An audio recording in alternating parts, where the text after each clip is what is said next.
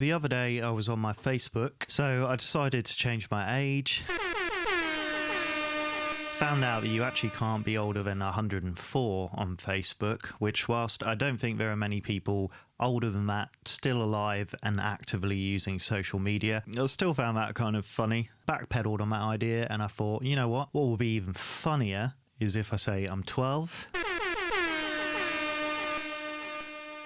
So I did that. And then I was instantly locked out of my profile and greeted with a message saying that I needed to verify who I was and upload a form of ID. I thought, well, I'm going to have a little bit of fun with this first, at least. So I uploaded a picture of the McLovin ID to start with. And not to be surprised, the next day I got an email saying, sorry, we couldn't verify who you are. I kind of expected that, to be honest. So I gave it another go and uploaded a picture of my photo ID, but I edited in McLovin's face instead of my face, and I changed my date of birth to be 1910.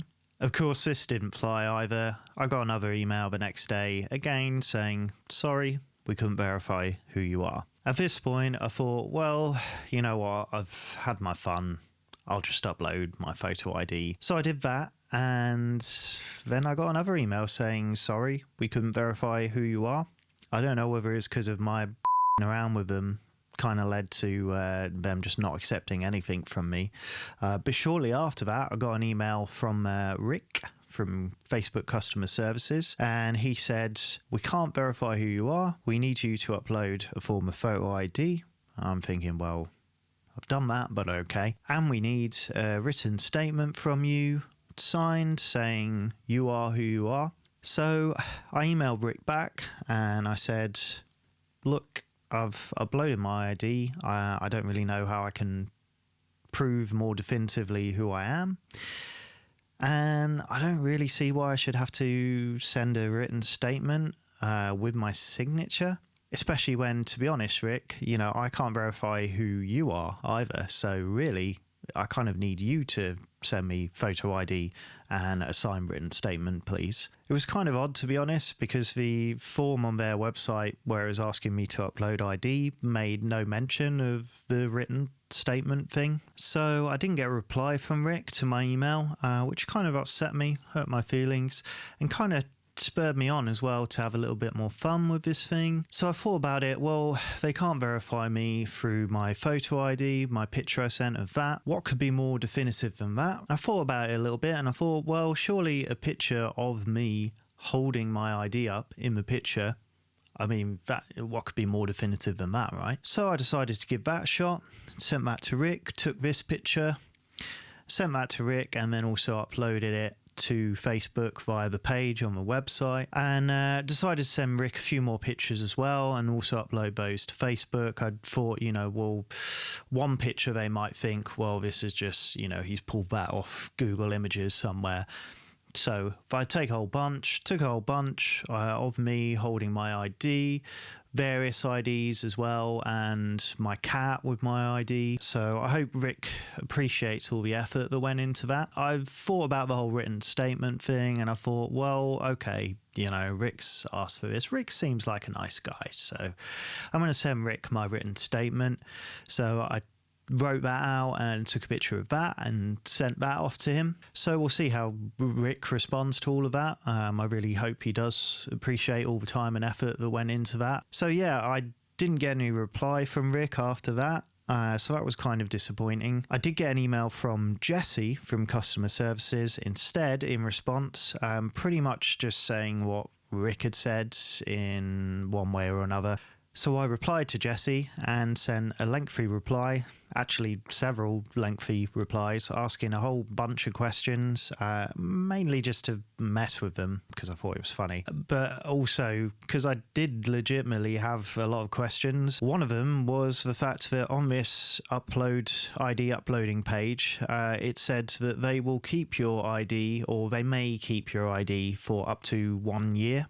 after you upload it for the purposes of improving their face and identification detection algorithms, I guess. You can opt out of this and they'll only keep that data for 30 days. Why 30 days? I don't know either. That still seems like quite a long time, but whatever. But to opt into that, you have to go into your settings on your profile, which I can't do because I can't log in.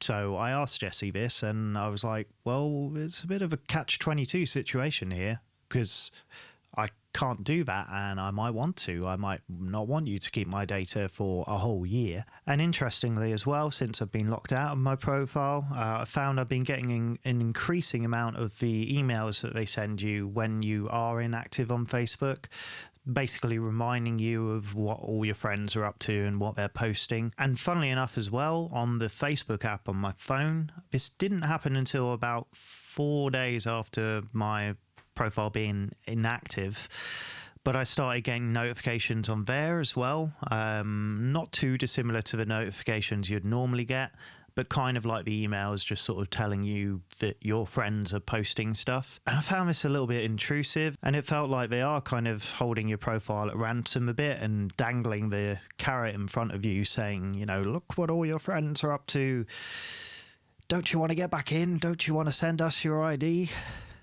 Well, no, I don't actually. Not really. I'd rather not. And I think whilst it's not a bad thing necessarily trying to weed out fake profiles, you know, it is an important part of trying to create a safe online platform for people to use. There are scammers, hackers, online predators, that sort of thing. You know, they're all legitimate reasons and things you want to weed out from a social media platform. So I have no problem with that. I don't think that's a bad thing, but I do think there are kind of less heavy-handed ways you can deal with that problem without compromising the people who might want to remain anonymous or just not use their full real identity for whatever reason. There are plenty of reasons, say victims of abuse who maybe are people who they don't want tracking them down online, trans people who are transitioning or have transitioned to being male or female and they don't necessarily want people to know about